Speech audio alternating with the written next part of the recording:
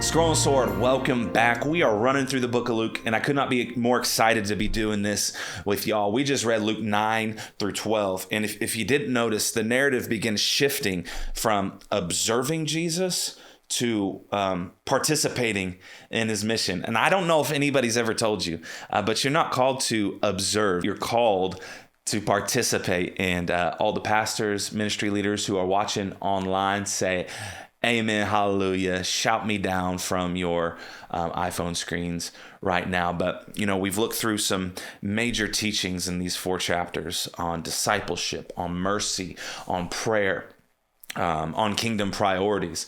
And today we focus on Jesus sending the 12, not to observe, but to participate in the mission of God. And we're going to look at what that means to carry his authority. Y'all ready?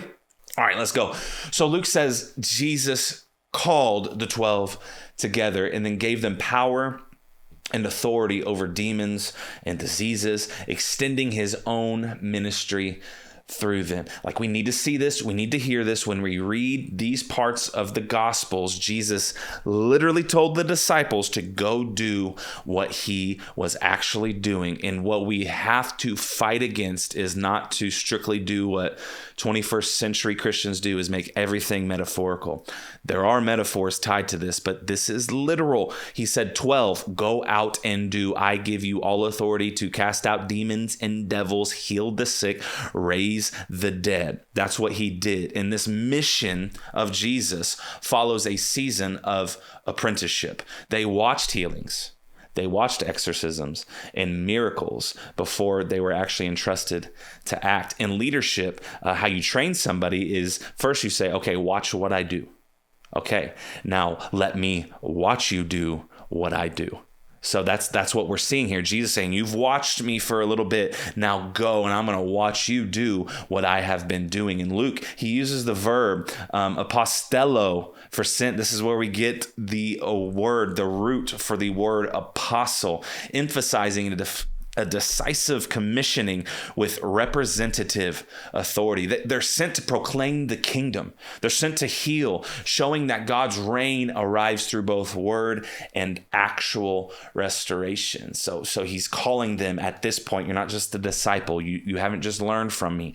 You are going as apostles to actually do my work. And Jesus instructs them. He says, don't carry any supplies.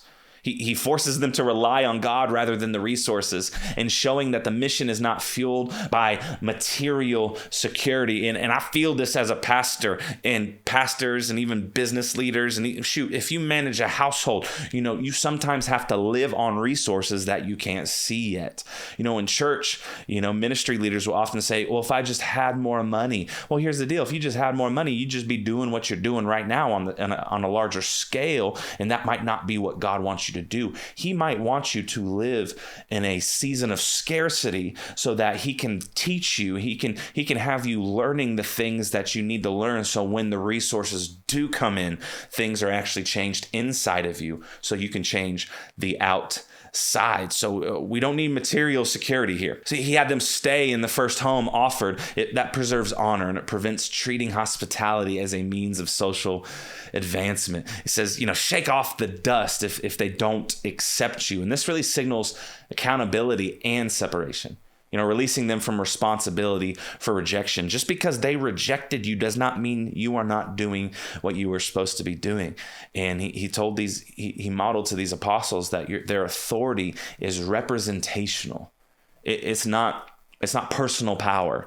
It flows from Jesus, and it anticipates the Spirit-empowered mission that will actually unfold in the book of Acts. Like a paramedic wearing the authority of a hospital system, not their own credentials, but the disciples act with power that overcomes from the one who sent them. Jesus is sending them out and saying, go find the lost and broken and battered sheep and bring them to me, the great shepherd, the good shepherd, and the great physician. And the moral of this story is Jesus invites followers to move from spectators to participants in his mission. Kingdom authority is exercised through dependence and not self-sufficiency. And hear this, rejection does not invalidate your obedience or your faithfulness. Just because they rejected you does not mean he rejects you. God works through ordinary people and people who trust his power rather than their own strength. So trust in his power today as we continue through the book of Luke. I'll see y'all in the discussion room. Love y'all.